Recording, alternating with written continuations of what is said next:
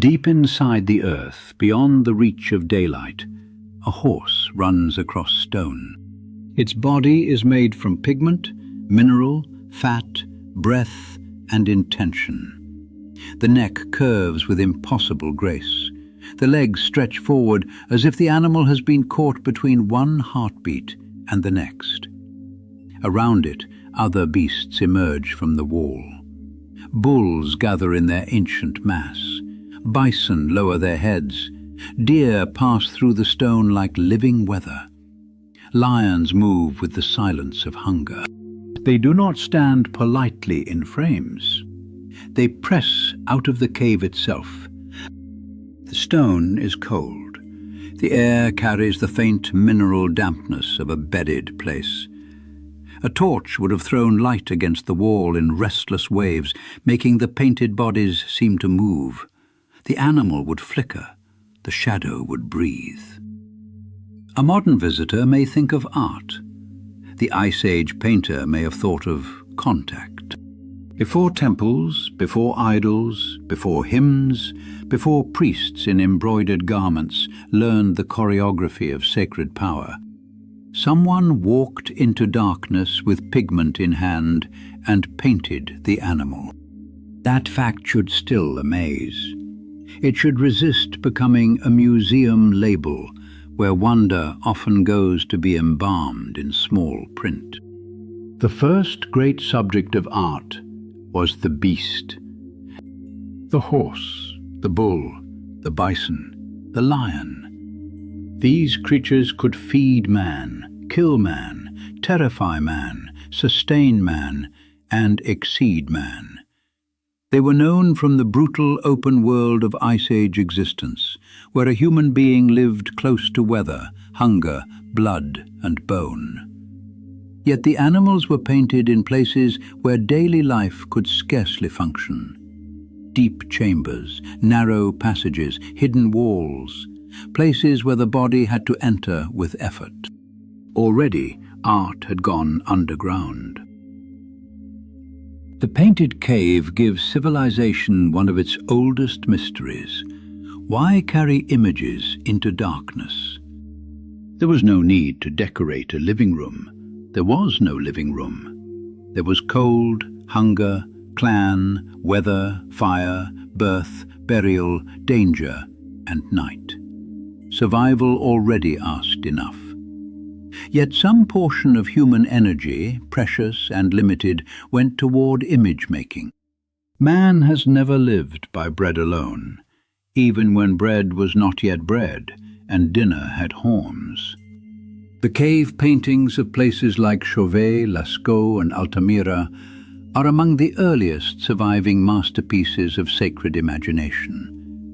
They belong to cultures without written explanation. No commentary survives beside the images. No inscription tells what the bison meant, what the horse summoned, what the lion guarded, or what the painter believed he had entered. Prehistory has no patience for footnotes. Humility is required. No one knows exactly what these images meant to the people who made them. Some scholars see hunting ritual, some see initiation, some see visionary experience, some see a spiritual relation to the animal world. A few theories feel persuasive. A few feel like modern anxieties wearing a fur cloak. The uncertainty itself matters. The first images survive as religious evidence without a finished theology attached. They are silent, but they are far from empty. They show that the sacred begins before doctrine becomes tidy. It begins where fear, dependence, wonder, and beauty meet. The animal on the wall is a threshold. The cave is not a gallery. It is closer to a womb, a grave, a temple, and a theater of the unseen, all pressed into stone.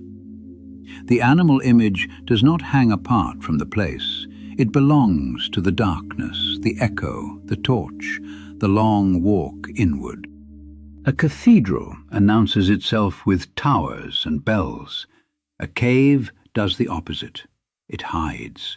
You descend into it. The body feels the world narrow. Sound changes, air changes, light becomes something carried, guarded and spent. In such a place, the painted animal appears less like a picture and more like a presence. That word matters. Presence. Much later, religious art will return to this problem again and again. An image can be a reminder. It can also appear to participate in the thing it shows. An icon can become a window. A statue can become the visible seat of divine force. A temple can become a model of the cosmos. Civilizations will argue over these questions with great seriousness and occasional property damage. In the cave, the argument has already begun. The animal is visible, yet more than visible. It is familiar, yet strange. It is natural, yet placed in a setting charged with secrecy. It belongs to the hunt, but appears in darkness where no hunt can happen. It comes from the outside world, then reappears inside the earth. That movement is the birth of sacred art. Look at the animal carefully. The first thing that strikes the eye is confidence. These are not crude scratches made by people waiting for civilization to arrive like a late train. The best cave paintings show command of line, contour, proportion, motion, and surface. The painter understood the animal's body through long attention. He knew how the back arched. He knew how the head lowered. He knew how the flank swelled before movement. He also knew the wall. Cave painters often used the natural shape of stone. A swelling in the rock could become a shoulder. A crack could give force to the outline. Uneven surfaces made figures appear alive under torchlight. The cave was not blank material. It was already speaking in ridges, hollows, stains, and shadows. The painter answered it. That relationship between given form and human hand will remain one of sacred art's deepest patterns.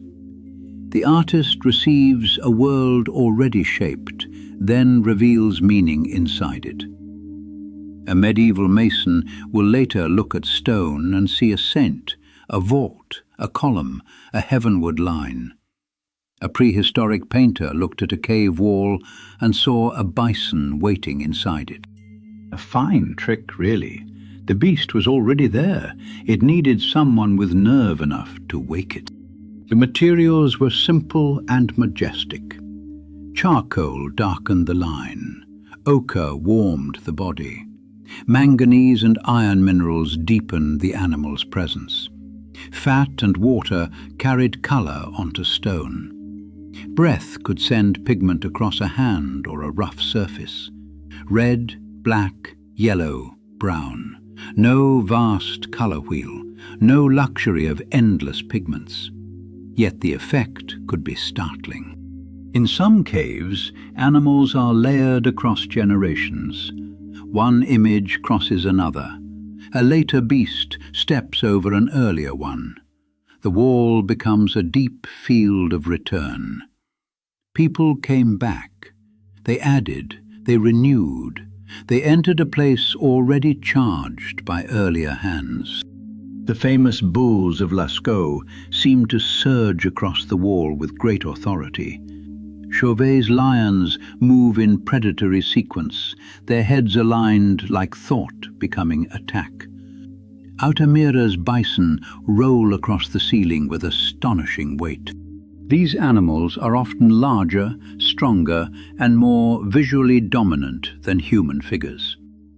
When humans appear, they tend to look rare, partial, masked, wounded, or strange. Prehistoric art does not place man at the center with Renaissance confidence. The animal occupies the grand space.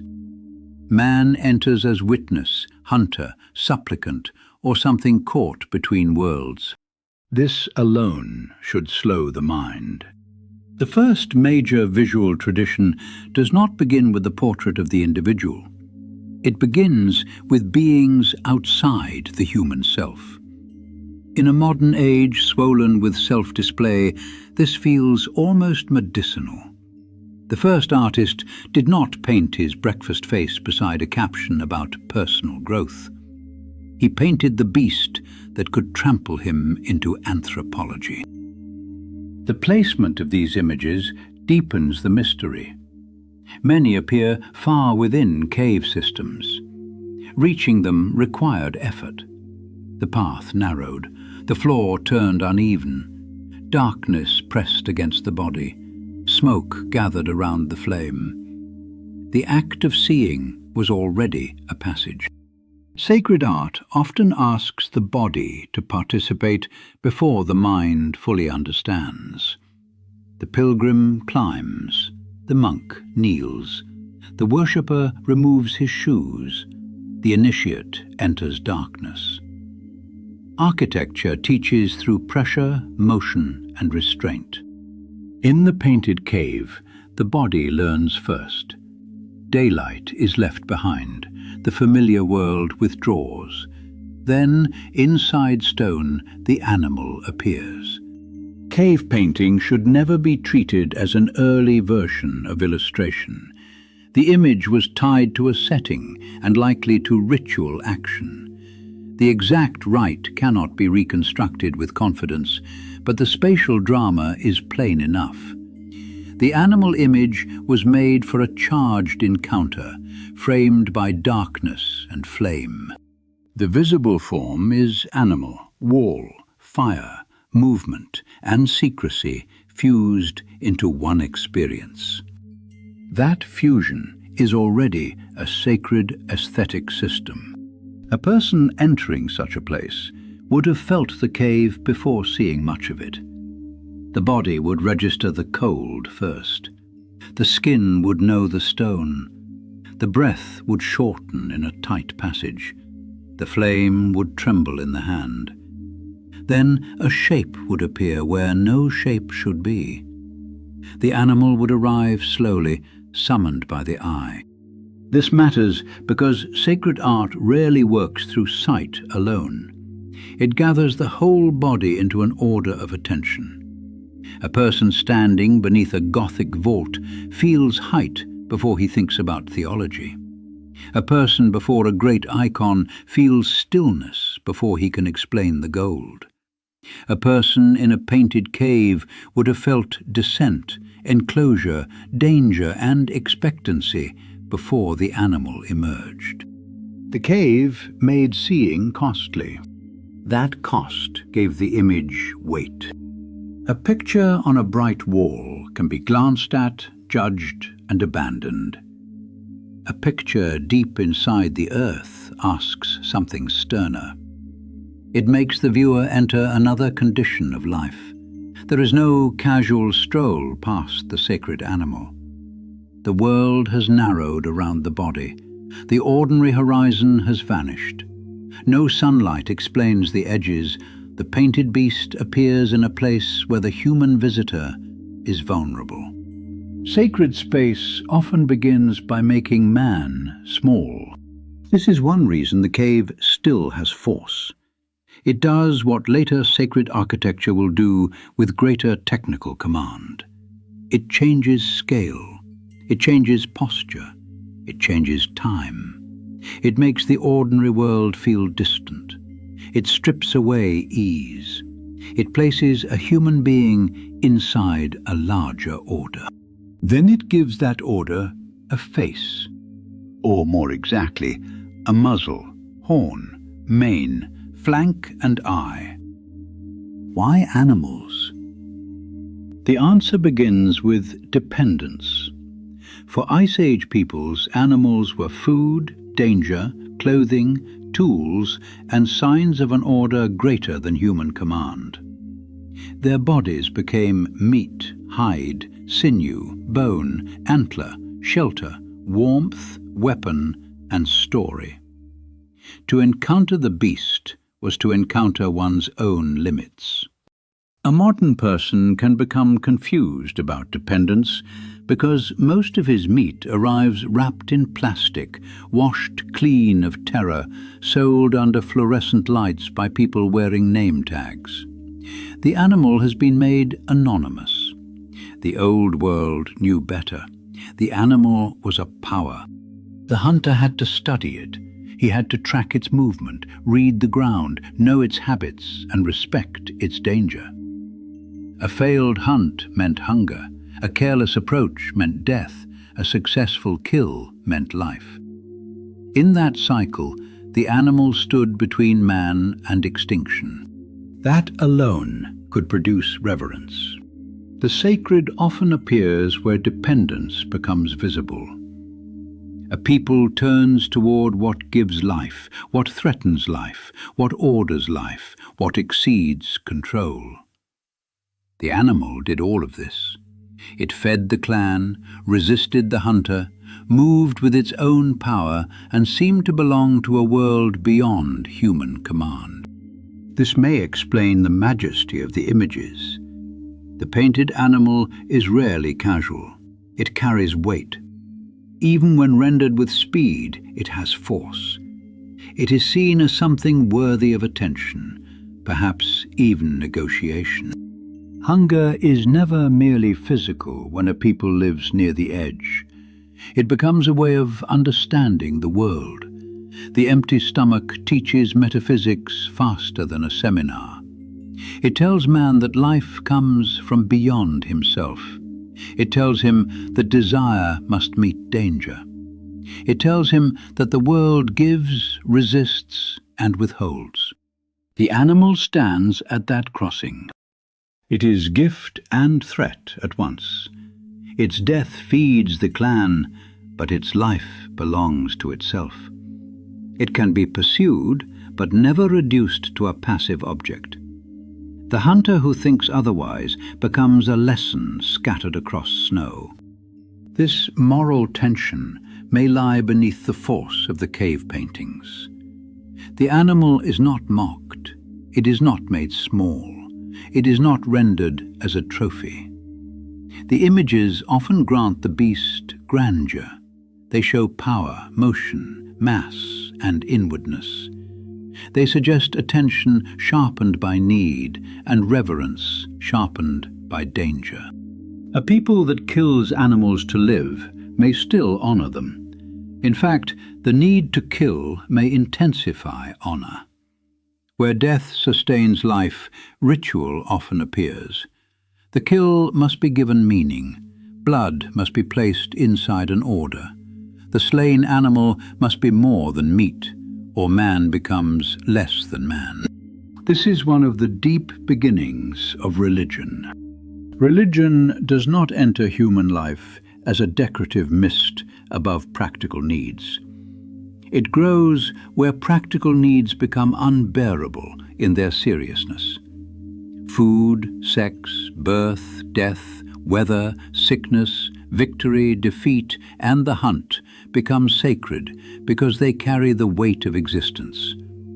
The animal in the cave belongs to that weight. One older theory calls some cave painting hunting magic. The idea is straightforward. By painting the animal, early humans may have sought some form of power over the hunt. The image could bring the animal near in thought before the hunter met it in the open world. It could draw the beast into ritual attention before the spear entered the body. This theory has appeal because it fits the life world of hunting peoples. It also fits a recurring pattern in later religion. Image and action belong together. A ritual object can prepare the act. A sacred drama can shape the event it represents. A painted figure can make an invisible relation graspable. Yet hunting magic cannot explain everything. Predators appear. Dangerous animals appear. Some species painted with great care were not the main food of the people involved. The image world is richer than a grocery list with hooves. A deeper idea is needed. The animal may have represented contact with an unseen order. In many traditional societies, animals are more than biological creatures. They can be ancestors, spirits, messengers, doubles, teachers, or forms through which the sacred world discloses itself. The line between animal and spiritual power is often porous. That does not mean primitive confusion. It means a different metaphysical grammar. Modern man separates symbol, organism, and spirit into clean boxes. Prehistoric man may have lived in a world where such boxes would have seemed thin and rather nervous. In the painted cave, the animal becomes visible as more than prey. It appears as a being whose form gathers meaning. Strength becomes visible in the bull. Grace takes the shape of the horse.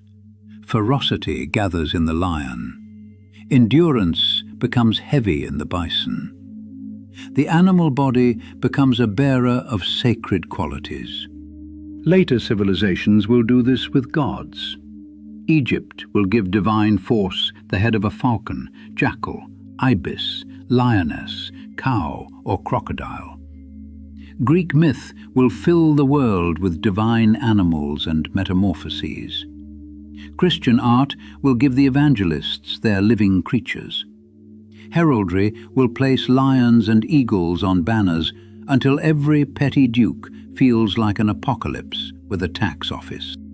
The cave stands at the beginning of this long pattern. The painted animal may also have belonged to visionary experience.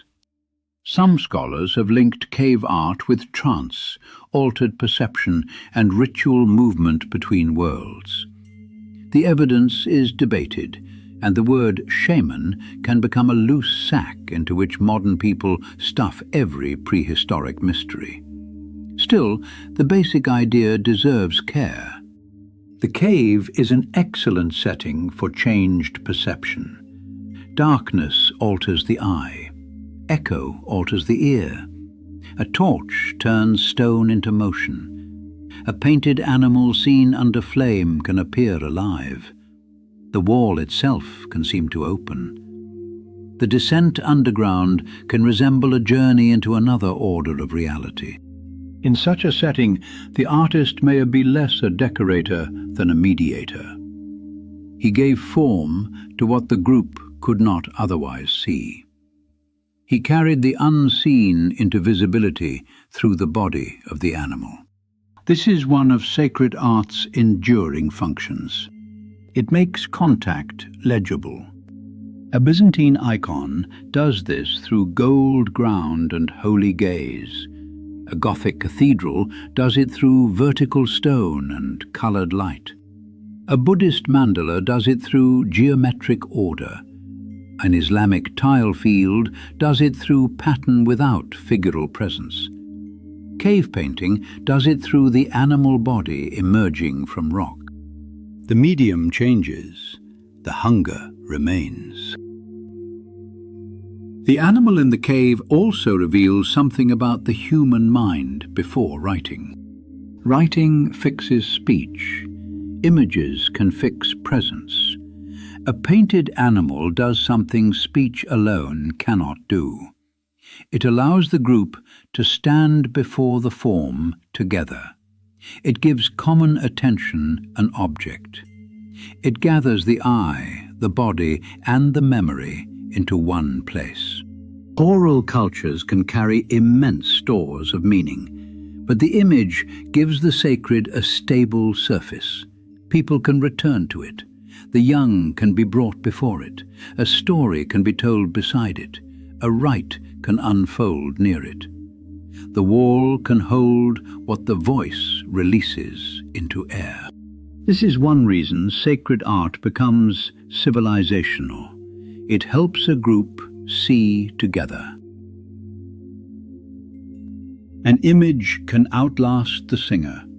It can outlast the hunter who first showed it to his child. It can outlast the hand that made it. Over time, the image becomes part of a shared world. It creates continuity across generations, even when the exact words around it change. A painted animal may have stood at the center of such continuity. It may have belonged to seasonal return, initiation, hunting preparation, ancestral teaching, or visionary passage. The exact category matters less than the deeper fact. The image gathered people into relation with something greater than daily appetite.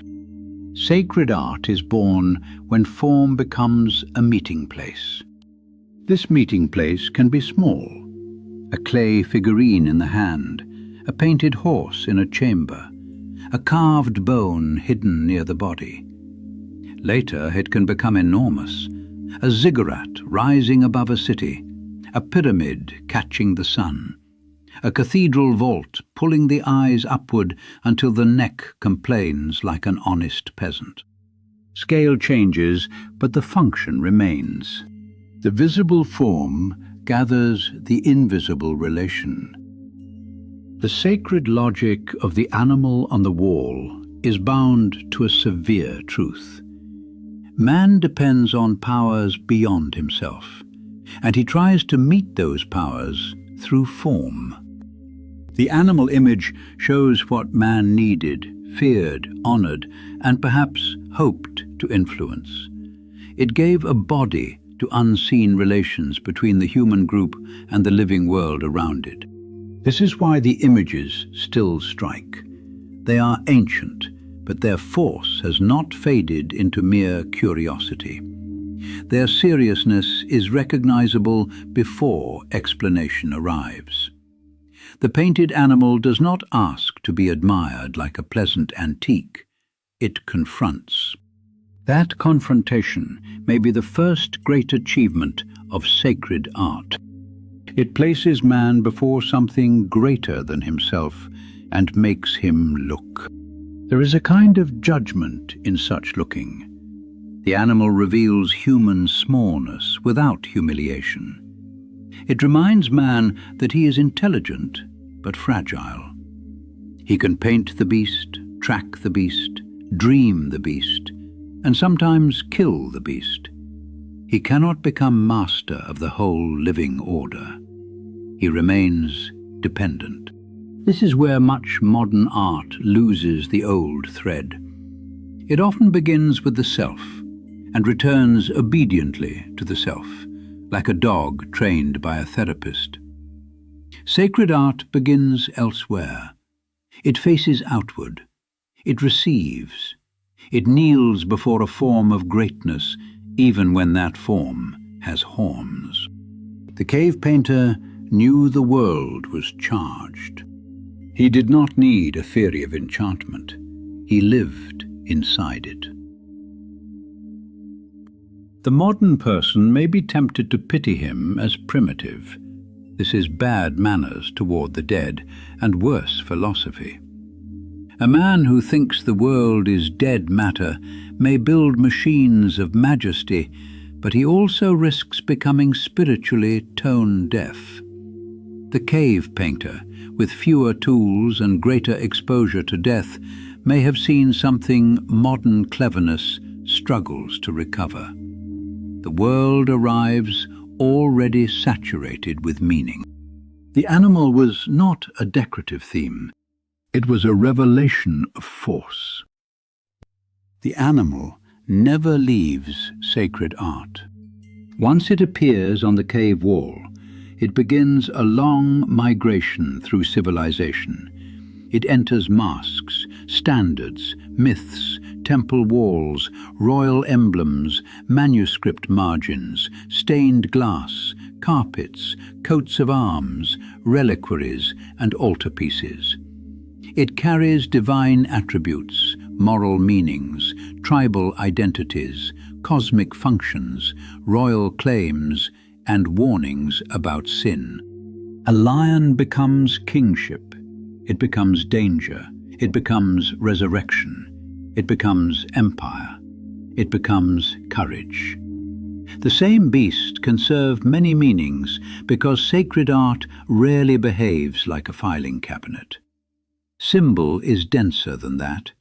It gathers associations until it glows, or until scholars arrive and make it slightly less fun. The bull moves from cave strength into ancient sacrifice and royal force. The bird becomes ascent. The serpent becomes danger, wisdom, healing, and renewal. The horse becomes nobility, war, solar motion, and mastery over speed.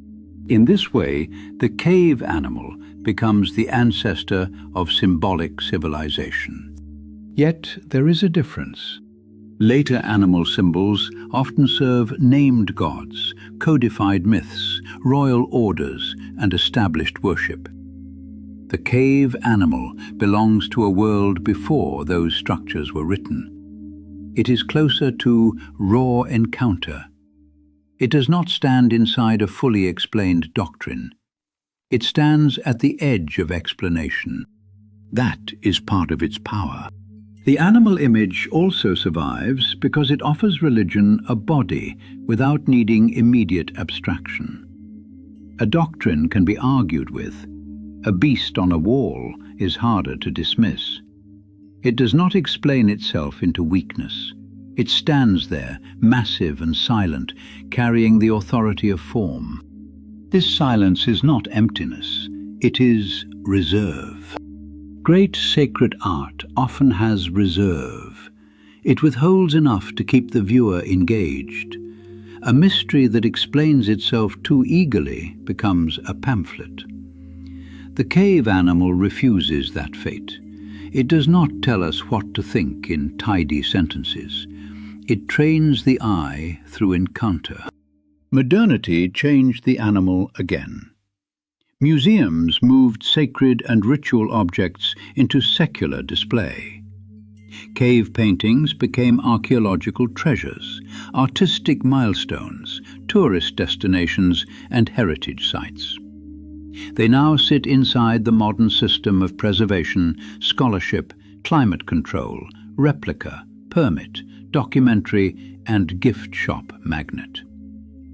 Civilization has many virtues, but subtlety around mystery is not always one of them.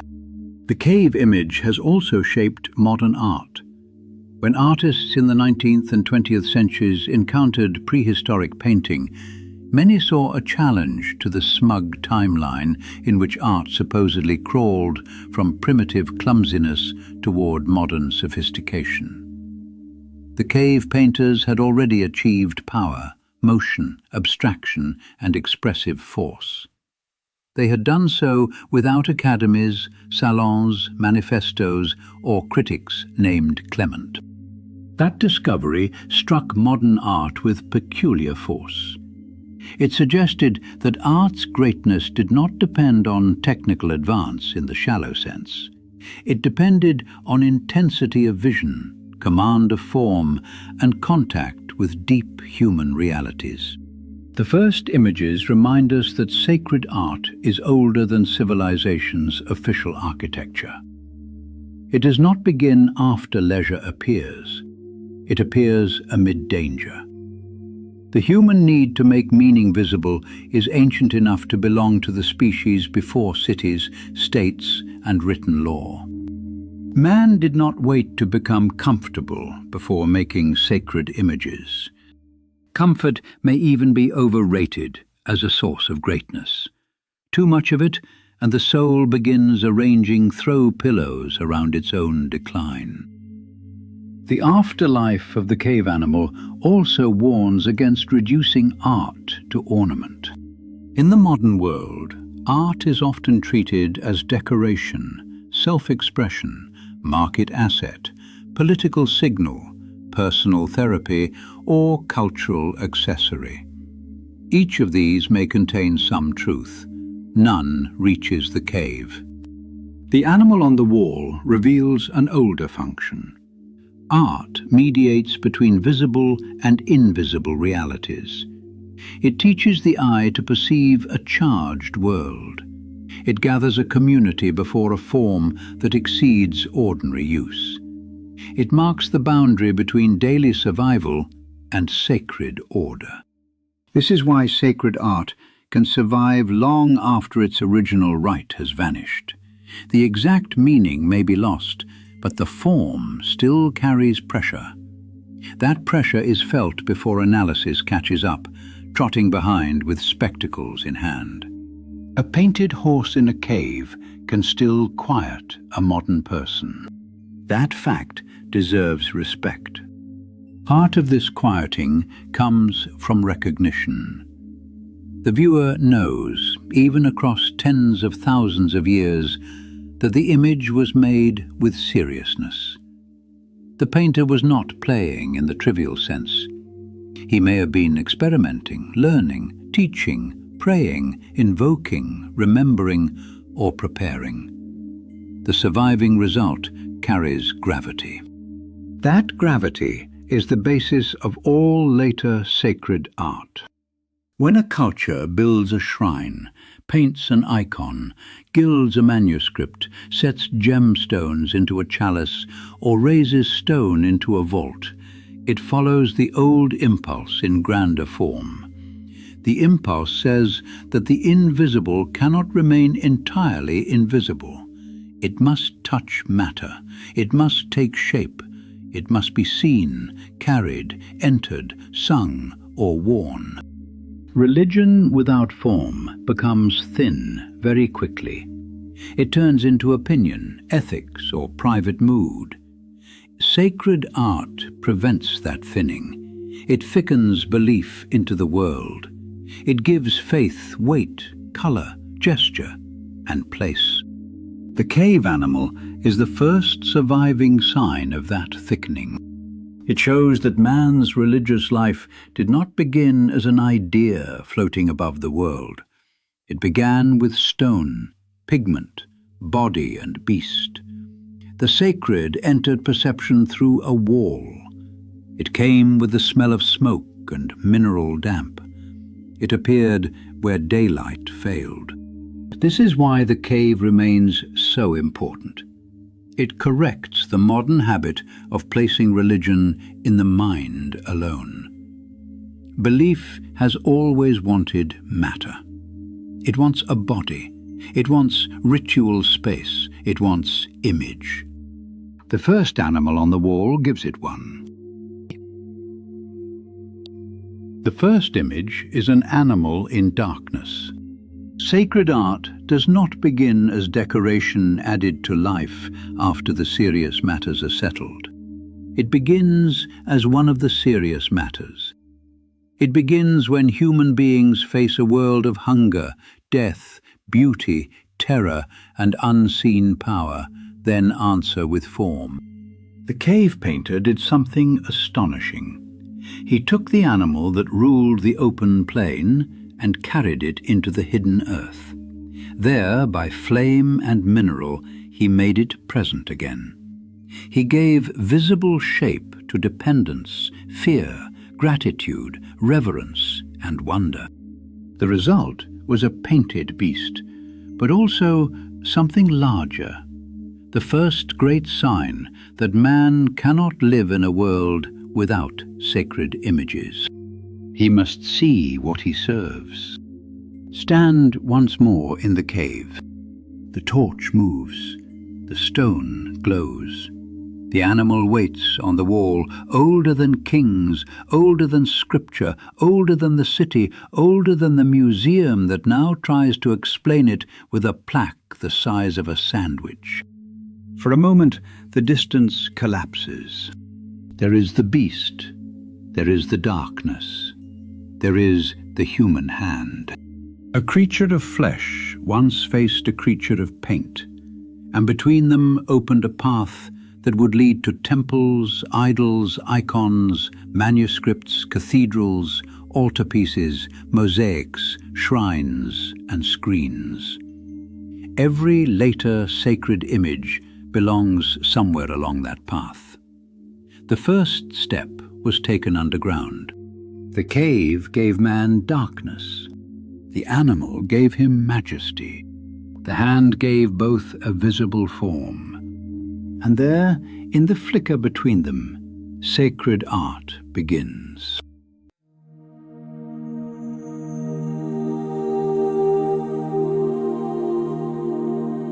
Join us again for the grand vision.